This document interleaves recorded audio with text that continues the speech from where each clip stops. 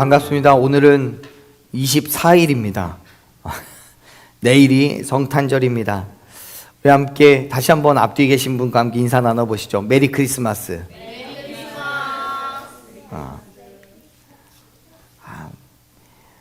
1년 중에 가장 기다리는 날이 있다면 이 날이지 않을까 싶습니다.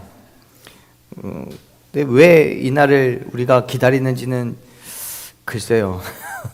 특별히 우리 아이들은 제가 주일학교 예배 드릴 때마다 계속해서 했던 얘기가 그 얘기였어요. 성탄절날 너희는 뭐가 제일 기쁘니? 왜 기쁘니? 왜 기다리니? 대답은 선물이 있기 때문에 기다리는 거겠죠. 너네들 생일 때 선물을 받니? 선물을 주니? 그랬거든요. 네. 그리고 나서 성탄절은 선물을 받는 날이 아니라 주는 날이란다 라고 세뇌시켰습니다. 네, 아이들이 별로 그렇게 좋아하지 않더라고요. 네, 여러분, 성탄절은 예수님께서 우리를 위해서 죽으시고 부활하신 날입니다. 그래서 우리는 그날을 기념하고 기뻐하죠. 그리고 우리 예수님께 우리가 마음껏 드릴 수 있는 모든 것을 다 드려서 하나님께 예수 그리스도의 탄생을 기념합니다. 그런 날 되었으면 좋겠어요. 오늘도 그렇고 내일도 그렇고요. 또 우리가 살아가는 매일 순간순간들이 정말 그런 날이 되었으면 좋겠습니다. 예수 그리스도로 인하여서 기뻐하고 즐거워하는 날이요. 그래서 그 날이, 그 삶이 우리를 통해서 온 땅 가운데 예수 그리스도를 증거하고 증명해내는 그러한 삶이 되기를 간절히 소망합니다. 어느 목사님이 저에게 그런 얘기를 하셨어요. 성도들이 주중에 힘든 하루를 보내고 교회에 갔을 때 잘생긴 목사님이 웃으며 반겨주면 그 자체로 위로를 얻는다고요. 그럼 저한테 그러시더라고요. 김민성 목사는 설교 준비를 대충 해도 되겠네. 얼굴만 보고도 은혜를 받겠어. 그러길래 제가 너무 당황하고 민망해서 이렇게 대답했습니다. 당연하죠. 당연하죠. 여러분 오해하지 마십시오. 농담입니다. 괜히 웃자고 한 얘기를 진짜로 받고 실망하시면 안 돼요. 또 오해하실까봐 말씀드리는데, 농담이라고 한 거는 제가 당연하죠라고 말씀드린 거고요. 목사님께서 저에게 말씀하신 건 진짜입니다. 여러분, 모든 사람들이 동일하진 않겠지만 대부분의 경우 인생을 살아가면서 가끔 어떤 종류의 것이든 우리가 제안을 받을 때가 있습니다. 그리고 그러한 제안은 중국집에 가서 짜장면 먹으러 가자는 그런 정도의 것이 아니라 어느 지역에 땅을 사면 대박난다, 어떤 사업을 얼마만큼 투자하면 대박난다, 등등의 우리의 삶의 유익과 또 만족과 자랑을 위한 제안들이 꽤 많습니다. 거기에 더 나아가서 세상의 많은 사람들이 그러한 제안을 받아들고요, 유익을 얻기도 합니다. 실제로요. 그래서 고민이 되죠. 정말 그런 제안을 받아들이는 것이 나에게 유익이 있을까? 아니면 과감하게 제안을 포기해야 될까? 그런 고민을 합니다. 그런데 여러분, 이러한 제안들 가운데서 우리가 고민해야 될 것은 사실 한 가지밖에 없습니다. 우리의 입장에서요. 뭐냐면 그 제안이 하나님의 영광을 드러내느냐 그렇지 않느냐예요. 만일 하나님의 영광을 드러내는 것이라고 한다면 세상의 모든 사람들이 다 아니라고 하더라도 기쁨으로 그 제안을 받아들여야 됩니다. 물론 반대의 경우 하나님의 영광과는 전혀 상관이 없는 지극히 인간적인 제안이라고 한다면 여러분, 어떤 좋은 제안이라도 우리는 거절해야 돼요. 맞죠? 왜요? 우리는 그리스도인이니까. 사실 어떤 제안이 오든 그것에 대해서 심각하게 생각을 해봐야 되는 것은 당연합니다. 그리고 그 제안을 받아들였을 때 내가 어떤 문제가 주어진다면 거절하는 것이 맞죠. 그 일이 나의 유익이나 만족이나 자랑을 위한 것이라면 그나마 나을 수 있어요. 그런데 누가 봐도 불이익이 있고 누가 봐도 험난한 길이 예상된다고 한다면 그 제안에 정말 큰 고민과 갈등으로 우리는 몸부림치게 됩니다. 어떻게 해야 될지에 대해서. 그 갈등과 엄청난 고민 속에서 결단한 한 사람이 바로 예수님의 어머니 마리아입니다. 그리고 그러한 마리아에 대해서 성경은요 이렇게 이야기를 합니다. 은혜를 받은 자라고요. 26절 말씀 한번 같이 읽어볼까요? 26절 읽습니다. 여섯째 달에 큰사 가브리엘이 하나님의 보내심을 받아 갈릴리 나사렛이란 동네에 가서 하나님의 천사인 가브리엘은 하나님의 보내심을 받아서 갈릴리 나사렛이라는 동네에 왔습니다. 그리고 그곳에 살고 있던 마리아라는 여인을 만납니다. 사랑하는 여러분, 천사 가브리엘은 하나님의 보내심을 받았다고 성경은 기록합니다.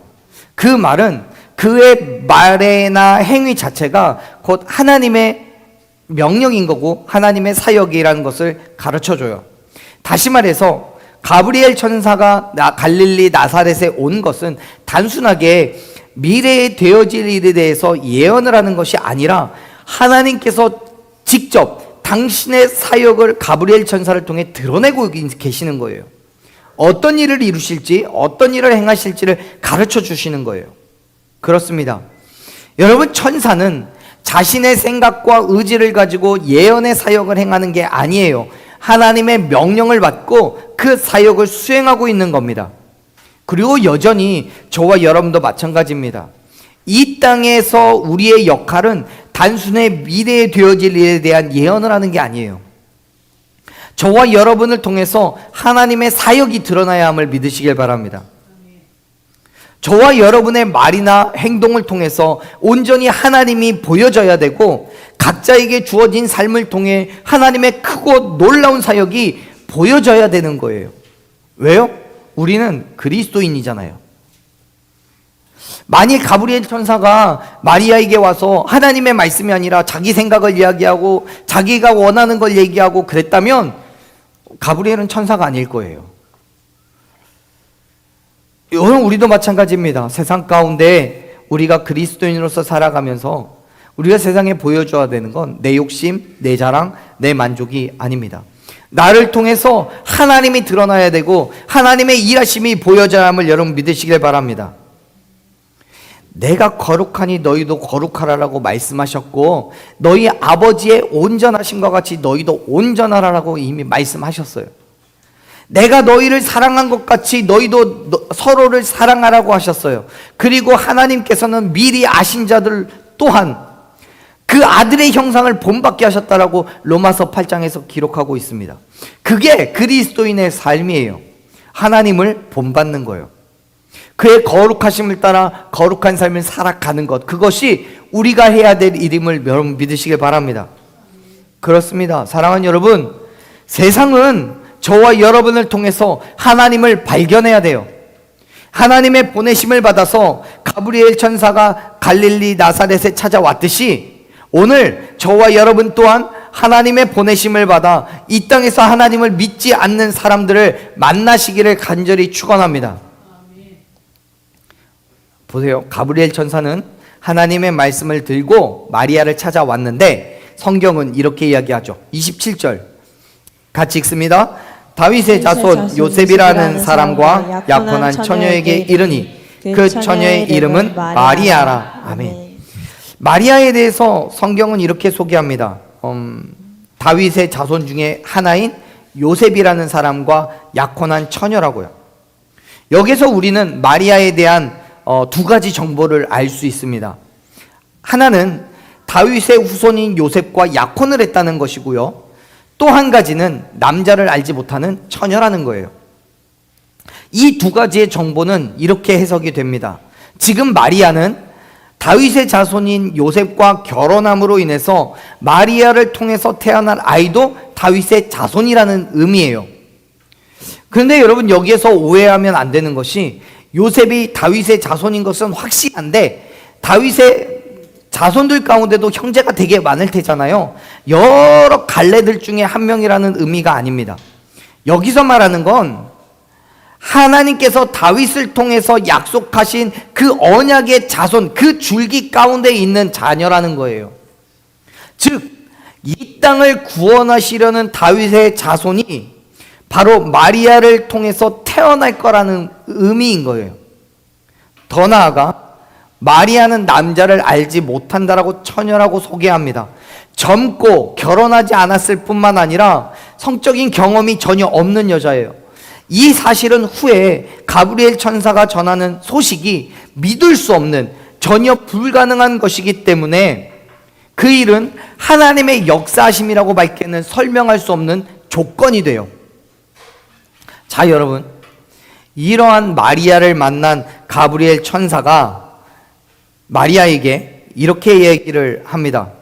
28절, 우리 읽었던 말씀인데요. 다시 한번 읽어봅시다. 28절, 그에게 들어가 이르되 은혜를 받은 자여 평안을지어다 주께서 너와 함께 하시도다 하니. 아멘. 가브리엘 천사는 마리아를 향해서 은혜를 받은 자여라고 부릅니다. 그리고 평안하라라고 인사를 하죠. 사랑하는 여러분, 마리아는요, 우리가 말씀에서 확인할 수 있는 것처럼 은혜를 받은 자입니다. 그 은혜가 뭐냐면 하나님으로부터 특별한 소명을 받은 은혜예요. 하나님의 놀라운 계획을 이루기 위해서 선택받았다는 은혜예요. 우리가 그 은혜를 생각하면 어쩌면 우리가 병이 있는데, 질병이 정말 나을 수 없는 질병이 있는데 확 나아버렸다든지, 우리가 간절한 소망이 있어서 구하는 게 있었는데 그게 어느 날 하늘로 뚝 떨어졌다든지, 그러한 것만 은혜가 아니고요, 하나님으로부터 선택을 받은 그 은혜가 마리아에게 있었다는 거예요. 그 은혜가 있기 때문에 지금 마리아는 가브리엘 천사를 만나는 거예요. 여러분, 가브리엘 천사는요, 아이를 잉태하게 될 것을 예언한 것이 마리아가 처음이 아니에요. 여러분 아세요? 성경에는요, 아이가 태어날 것에 대해서 예언을 받은 것이, 천사를 통해서 예언을 받은 것이 몇 개가 있는데요, 구약 말고 신약 안에서는 딱 2개 있습니다. 하나가 지금 이야기하고 있는 마리아겠죠. 또 하나는 누구게요?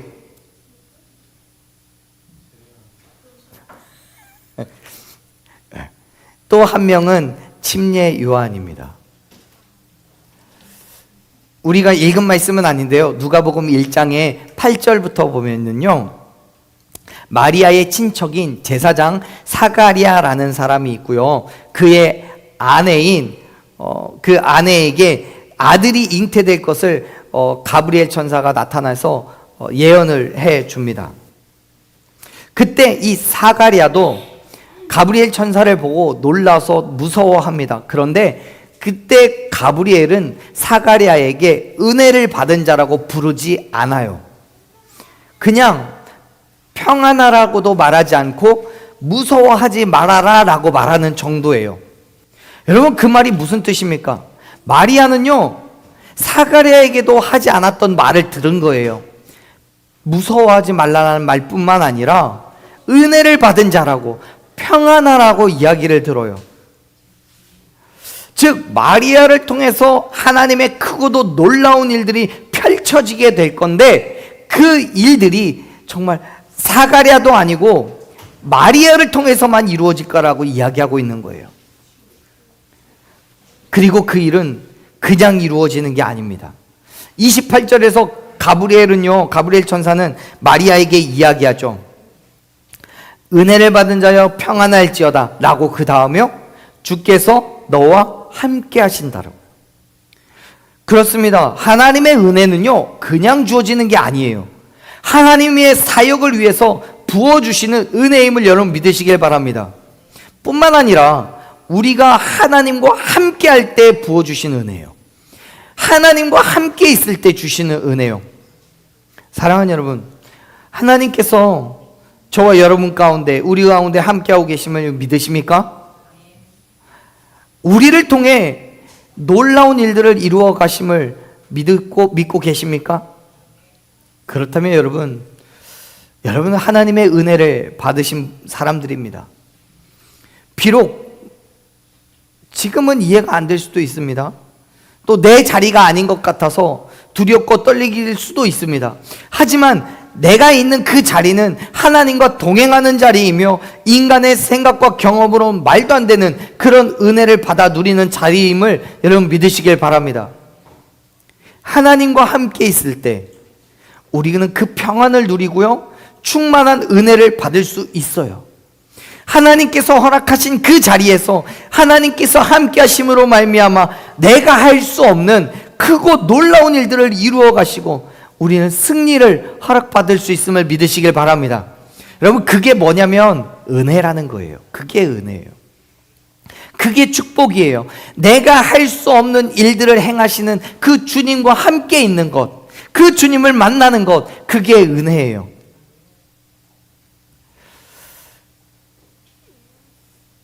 저와 여러분도 그러한 은혜를, 그러한 축복을 받아 누리고 있는 줄로 믿습니다. 그것이 분명히 은혜이고 축복인 건데 마리아는 두려웠어요. 무서웠어요. 왜냐하면 그에게 말씀하시는 그 모든 일들이 당시 사회적 통념상 말도 안 되는 일이었어요. 여차하면 죽임을 당할 수도 있는 일이었어요. 그래서 가브리엘 천사는 이야기합니다. 무서워하지 말라고요. 하나님의 은혜를 입었다고요. 그리고 이렇게 말합니다. 30절 말씀 같이 읽어볼게요. 읽습니다. 천사가 이르되 마리아여 무서워하지 말라. 내가 하나님께 은혜를 입었느니라. 31절 보라 내가 잉태하여 아들을 낳으리니 그 이름을 예수라 하라. 32절 그가 큰 자가 되고 지극히 높으신 이의 아들이라 일컬어질 것이요 주 하나님께서 그 주상 다윗의 자리를 그에게 주시리니. 한 절 더 읽을게요. 33절 영원히 야곱의 집을 왕으로 다스릴 것이며 그 나라가 무궁하리라. 아멘. 사랑하는 여러분, 천사는 마리아에게 무서워하지 말라라고 말해요. 뭘 무서워하지 마요? 갑자기 천사가 나타난 것을 무서워하지 말라고요? 이해할 수 없는 일이 벌어졌기 때문에 무서워하지 말라고요? 사실 마리아에게 있어서 천사가 나타난 것도 두렵고 떨리는 일이었지만 그것보다는 그가 하는 말이 일반적이지 않기 때문에 더욱더 놀랄 수밖에 없었어요. 무서울 수밖에 없었어요. 물론 그 사실을 가브리엘 천사도 충분히 이해하고 있기 때문에 무서워하지 말라고 하나님의 은혜를 입었다고 위로하고 있는 거예요. 이런 거예요. 마리아는 천사의 말을 듣고 놀라서 생각합니다. 왜 내게 은혜를 입은 자라고 평안하라고 인사를 했을까? 라고 생각합니다. 그리고 그 말의 의미를 마음 깊숙이 되뇌이며 숙고하고 있는 중이에요. 천사의 말을 생각해요. 잉태하여 아들을 낳게 된다는 그 말을요. 사랑하는 여러분, 마리아에게 주어진 은혜는 천사를 만나게 된 것이, 하나님의 말씀을 들은 것이 은혜가 아니에요. 마리아가 받은 놀라운 은혜를 하나님의 말씀하신 대로 은혜를 받은 자여라고 말한 그 은혜는 천사를 만난 것, 하나님의 음성을 예언을 들은 것, 그게 은혜가 아니라 아들을 낳게 된다는 것이 은혜였어요. 메시아, 그 아들이 메시아가 된다는 것이 은혜인 거예요. 그렇습니다. 마리아가 아들을 낳게 된다는 사실은 너무나도 큰 기쁨이고 은혜임이 분명합니다. 더군다나 그 아들이 단순한 아이가 아니라 큰 자가 되고 하나님의 아들이라 일컬음을 받을 거라는 그 천사의 말이 마리아에게는 엄청난 위로가 되고 평안이 되었을 것이 분명합니다. 여러분, 그게 은혜가 아니면 뭐가 은혜겠습니까? 사랑하는 여러분, 하나님의 은혜는 내가 바라고 소망하는 것을 허락하셨기 때문에 은혜가 되는 게 아니에요. 하나님께서 원하시는 그 일을 나를 통해서 이루어 가시기 때문에 은혜가 됨을 여러분 믿으시길 바랍니다. 다시 말해서 하나님께서 주시는 은혜는 내가 하나님께 간구하고 부르짖는 그 일이 응답되었을 때 은혜를 받았다고 말하는 게 아니고요. 내가 가진 능력과 힘이 없어서 나는 아무것도 할 수 없지만 하나님의 계획하신 그 일을 이루기 위해서 나를 사용하신다는 그 사실이 바로 은혜가 된다는 거예요. 잘 안 믿기시죠? 그게 은혜예요. 나는 할 수 없지만 하나님의 계획을 이루어 가셔야 되기 때문에 나에게 힘을 주시고 능력을 주시고 그 일을 이루어 수 있게 되는 거예요. 그게 은혜인 거죠. 사랑하는 여러분, 여러분은 지금 어떤 하나님의 은혜를 받아 누리고 계십니까?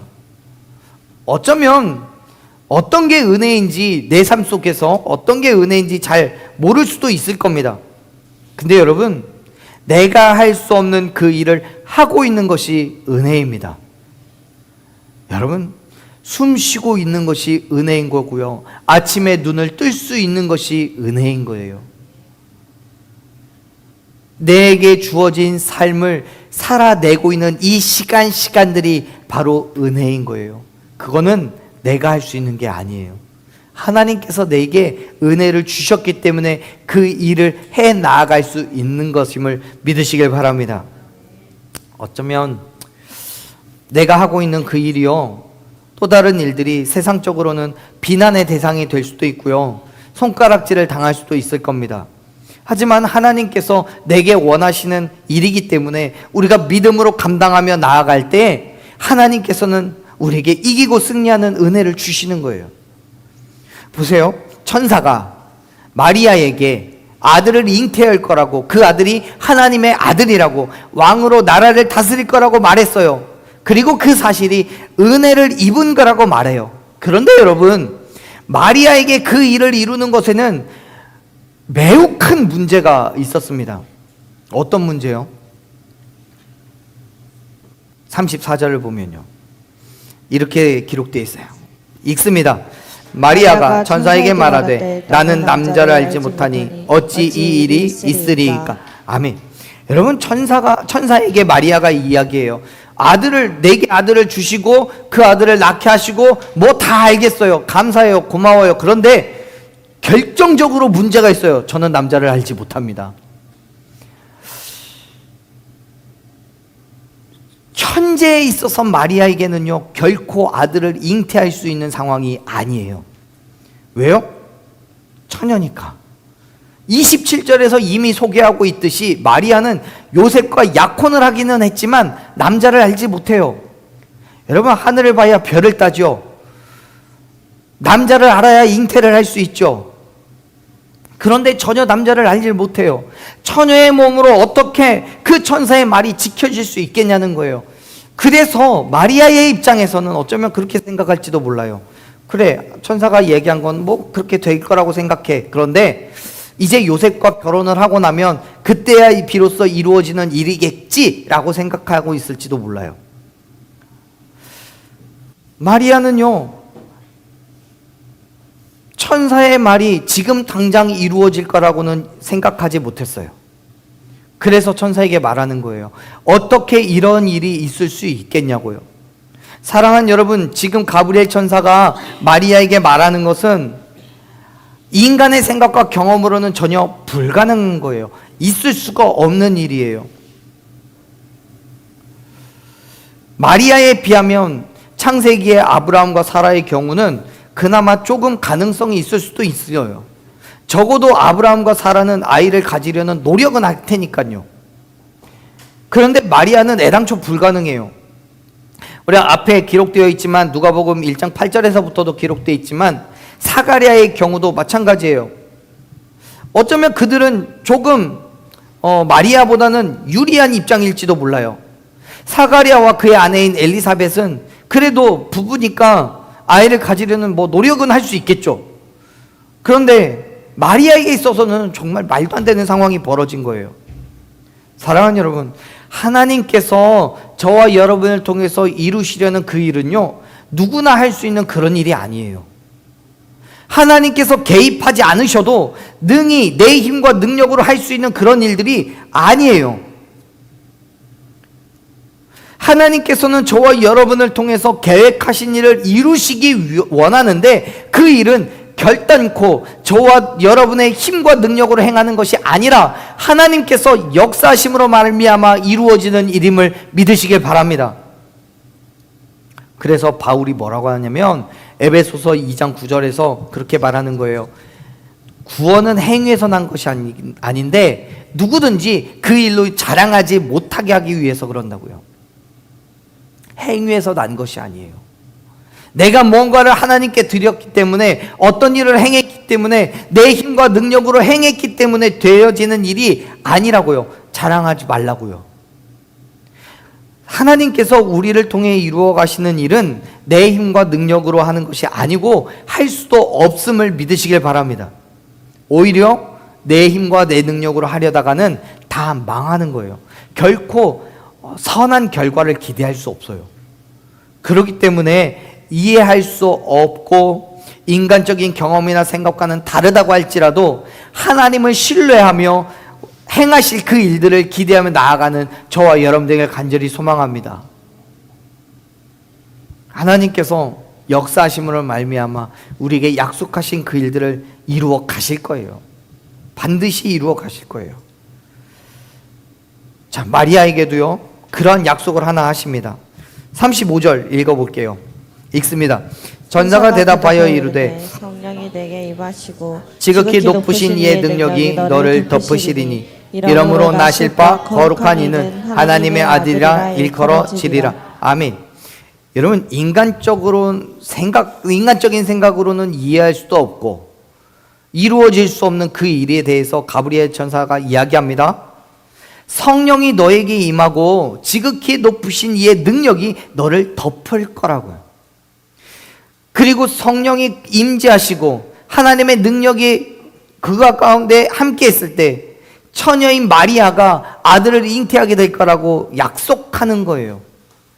마리아가 요셉과 결혼을 하기 때문에 아이를 갖는 것이 아니라 결혼하지 않았을지라도 남자를 모른다 할지라도 성령이 함께 하시고 하나님의 능력이 역사했을 때 마리아가 아이를 갖게 될 거라고 약속하는 거예요. 사랑하는 여러분, 인간이 이해할 수도 없고 이루어질 수도 없다라고 생각하는 그 일도 성령님께서 역사하시고 하나님의 능력이 임하면 능히 행할 수 있음을 믿으시길 바랍니다.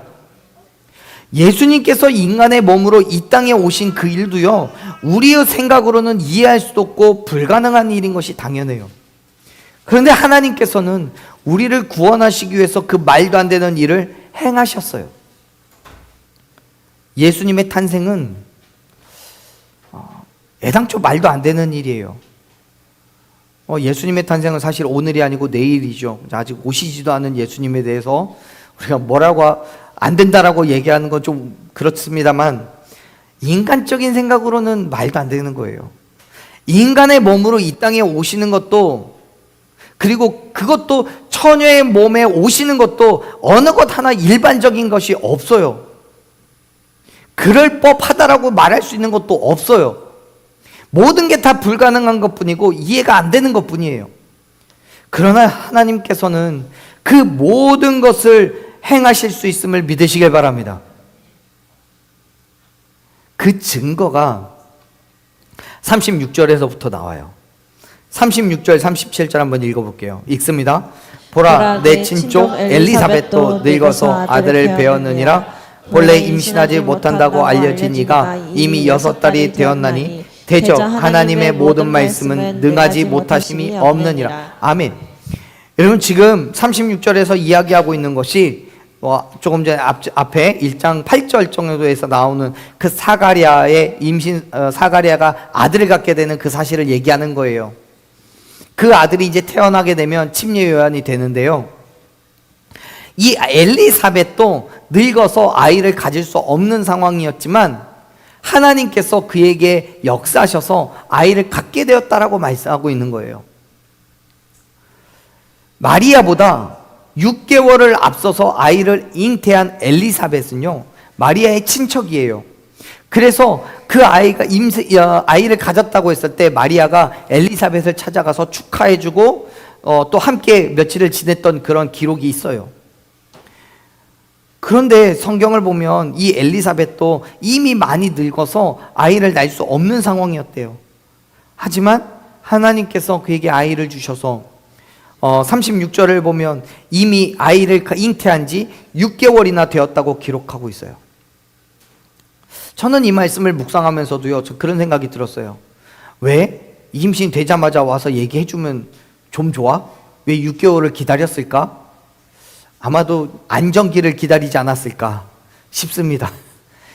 임신하고 나서 안정기가 좀 지나서 이제는 빼도 박도 못하고 배도 나오고 막 그랬을 때, 누가 봐도 육안으로 확인이 가능했을 때 마리에게 나타나서 이제 아이가 이미 엘리사벳도 아이를 임신했는데 너도 받지 않았니? 그게 증거야 라고 이야기하려고 6개월을 기다리지 않았을까 생각해 봅니다. 여러분, 가브리엘 천사는 이 엘리사벳에게 아이를 허락하신 것이 하나님이시고 하나님의 능력으로 말미암아 그가 임신을 하였다라는 것을 분명하게 선포합니다. 하나님의 모든 말씀은 능하지 못한 것이 없다라고 얘기해요. 사랑하는 여러분, 하나님을 신뢰하는 것은 하나님께서 말씀하신 모든 것을 이루시는 분이시기 때문임을 믿으시길 바랍니다. 뿐만 아니라 그 일이 모두 선한 것이기 때문에요. 그렇기 때문에 사랑하는 여러분, 하나님을 신뢰하십시오. 하나님의 말씀을 믿고 결단하고 그 말씀에 순종하십시오. 그 믿음에 하나님께서 역사하셔서 크고 놀라운 일을 행하실 줄로 믿습니다. 내 생각, 내 경험으로는 이해되지 않고요, 세상의 방법으로는 전혀 말도 안 되는 일이라 할지라도 하나님께서 약속하셨기 때문에 그 일은 반드시 이루어질 줄로 믿습니다. 그리고 하나님은요, 분명히 그 일을 행하셨어요. 그렇잖아요. 우리를 사랑하시기 때문에, 저와 여러분을 죄에서부터 구원하시기 위해서 아들 예수 그리스도를 이 땅에 보내셨잖아요. 그리고 내일이지만 2000년 전에 내일 태어나시잖아요. 요한일서 4장 9절부터 10절까지의 말씀을 보면 하나님께서는 우리를 사랑하셔서 자기의 독생자를 세상에 보내셨다라고 얘기해요. 그리고 그로 말미암아 우리를 살리시기 위해서 화목제물로 당신의 아들을 보내셨다라고 말씀해요. 예수님께서는 그렇게 마리아의 몸에서 잉태되었어요. 그리고 그 모든 일들은 하나님의 말씀에 순종한 예수님과 또 하나님의 말씀에 순종한 마리아를 통하여 일어난 기적이고 은혜임을 믿으시길 바랍니다. 그렇습니다. 예수님께서는 이 땅에서 감당하셔야 될 어려움과 또 아픔 가운데서도 인간의 몸으로 마리아를 통해 오셨어요. 그리고 마리아는 말씀에 순종하여서 처녀된 몸으로 아기 예수를 잉태하기로 결단했어요. 그 결단과 믿음의 순종에 하나님께서는 은혜를 부어주신 거예요. 마리아는요, 38절의 말씀을 보면 천사의 약속을 듣고 이렇게 대답합니다. 읽어볼게요. 38절. 마리아가 이르되 주의 여종이오니 말씀대로 내게 이루어지이다 하매 천사가 떠나가니라. 아멘. 사랑하는 여러분, 마리아는 하나님께서 말씀하신 그 모든 것을 온전히 받아들입니다. 그 말은 가브리엘 천사가 예언한 일, 즉 처녀의 몸이지만 아이를 잉태하는 그 일에 말씀대로 사용하시라고 결단하여서 드리는 거예요. 그런데 여기에서 우리는 잘 한번 생각해 봐야 됩니다. 왜냐하면 마리아가 말씀대로 이루시라고 결단하는 거는요, 단순한 결정이 아니잖아요. 마리아는 자신의 생명까지도 내어놓고 있는 거예요.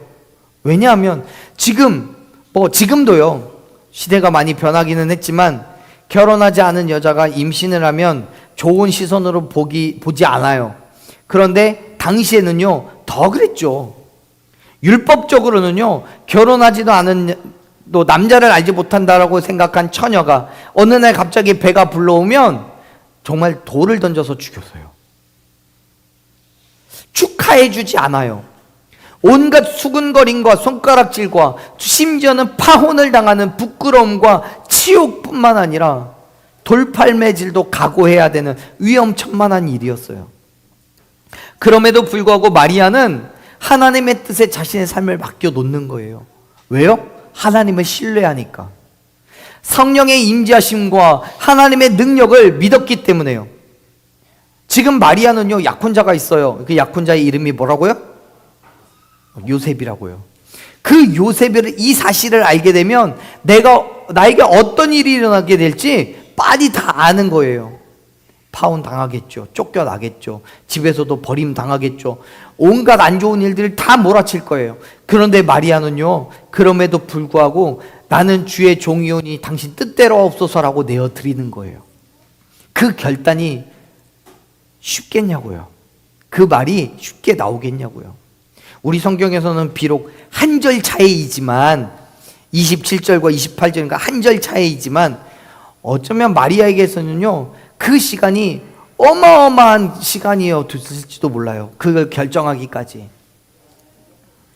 마음의 여러 가지 불안과 걱정함을 놓고 이 제안을 어떻게 받아들여야 될지, 내가 이 이야기를 요셉에게 할 수는 있을지, 어쩌면 정말 숨기고 싶은 비밀이 되어서 아이가 태어날 때까지 아무 말도 못하고 있을지도 몰라요. 마리아는 하나님의 말씀 앞에 자신의 삶을 내어놓았어요. 사랑하는 여러분, 여러분이 지금 결단하셔야 되는 게 있다면, 그것이 정말 하나님의 영광을 위한 것이라고 한다면, 그 일로 인해서 어떤 어려움이 있고 어떤 근심과 걱정이 생긴다고 할지라도 믿음으로 담대하게 결단하고 나아가시기를 간절히 축원합니다. 그 일을 통해서 하나님이 행하실 일을 분명히 있기 때문에요. 하나님을 신뢰하십시오. 하나님의 역사하심을 기대하십시오. 그 믿음으로 나아가는 사람이 바로 하나님의 은혜를 받은 사람임을 믿으시길 바랍니다. 하나님의 은혜, 특별한 사명으로 부름을 받은 사람, 그 사역에 동참할 수 있는 은혜를 받은 사람이 바로 세상의 어려움과 핍박과 고난 가운데도 기꺼이 하나님의 말씀을 결단하고 나아가는 사람임을 믿으시길 바랍니다. 여러분, 그렇게 마리아는 귀하고 복된 소식을 들었어요. 바로 예수님께서 자기를 통하여서 이 땅에 오신다는 소식이요. 그렇습니다. 오늘 밤이 지나고 새벽에 태어나실 아기 예수님은 인간의 지식과 경험으로는 완전히 불가능한 일을 믿음으로 결단한 마리아에게 잉태되었습니다. 그 일은 도대체가 답이 없는 일이에요. 그러나 하나님의 역사심과 성령의 임재로 말도 안 되는 그 모든 일들이 그대로 되어진 줄로 믿습니다. 물론 마리아는 하나님의 말씀대로 살아갈 것을 결단했을 때 어떤 어려움이 주어질지도 알았어요. 약혼자인 요셉으로부터 파혼당할 것도 각오했어요. 그럼에도 불구하고 하나님을 신뢰했기 때문에, 역사하실 걸 기대했기 때문에 기꺼이 말씀에 결단하고 순종해요. 그 믿음으로 나아가는 거예요. 은혜 받았으니까, 은혜 주실 걸 기대하니까요. 사랑하는 여러분, 오늘 저와 여러분이 다시 믿음으로 결단하며 나아갔으면 좋겠습니다.